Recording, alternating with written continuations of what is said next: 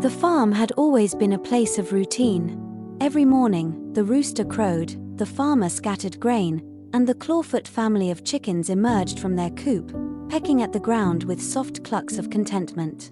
Their world was predictable, safe, because of Brutus. Brutus was old, his thick fur marred with scars from years of fighting off foxes, weasels, and the occasional stray dog. He had been the farm's guardian since he was a pup, and though his bark had grown hoarse and his legs stiff, his presence alone had been enough to keep danger at bay. The chickens trusted him, even admired him, but time was cruel. One chilly morning, the farmer brought a new dog, a lean, young hound named Rufus. His coat was sleek, his eyes sharp, and his movements full of energy. He trotted around the yard with confidence, eager to prove himself. The clawfoots watched with wary eyes as the farmer patted Rufus's side, murmuring words of encouragement. Brutus sat in the distance, his tail barely wagging. That night, for the first time in years, Brutus did not take his usual spot by the coop. Rufus stood there instead, head held high. The chickens shuffled inside, uneasy. Henrietta, the matriarch of the flock, perched near the entrance, watching the old dog. Brutus didn't look back. A shift in the wind, days passed. Rufus patrolled the farm with boundless energy, barking at every rustling leaf, every gust of wind. He was fast, vigilant, but something was missing. Unlike Brutus, he did not understand the land. He didn't know the scent of foxes, the way the shadows moved when danger crept close. Henrietta noticed how Brutus no longer sniffed the perimeter, how he barely reacted when Rufus let out an alerting bark. He still watched, but his watchfulness had changed. It was no longer the gaze of a protector, but of something else. Something distant. Then, one moonless night, the betrayal came. The wind carried the scent first, a sharp, musky odor that sent shivers through Henrietta's feathers.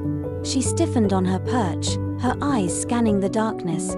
Beyond the fence, something moved. Low, silent, calculated. A fox. Her heart pounded. She let out a warning cluck, nudging her chicks closer beneath her. The other hens stirred, uneasy. Rufus should have barked. He should have charged, snarling, snapping his teeth like Brutus once did. But he hesitated, because Brutus wasn't moving. The old dog lay in the shadows, eyes open, ears twitching, but he did nothing. His massive form, once their greatest shield, remained motionless.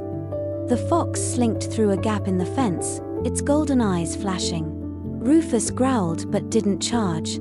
He glanced back toward Brutus, and Brutus did nothing. A scream cut through the night. Feathers burst into the air. Hens flapped and scattered in a frenzy. Rufus finally lunged, but too late.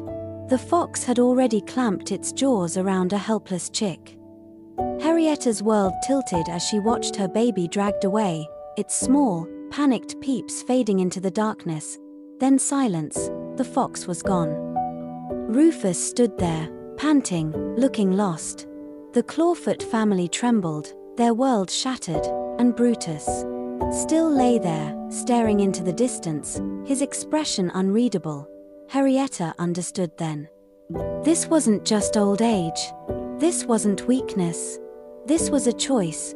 Brutus had let it happen, a guardian no more. Morning came, and the farm felt different. The sun was just as golden, the air just as crisp, but something had changed.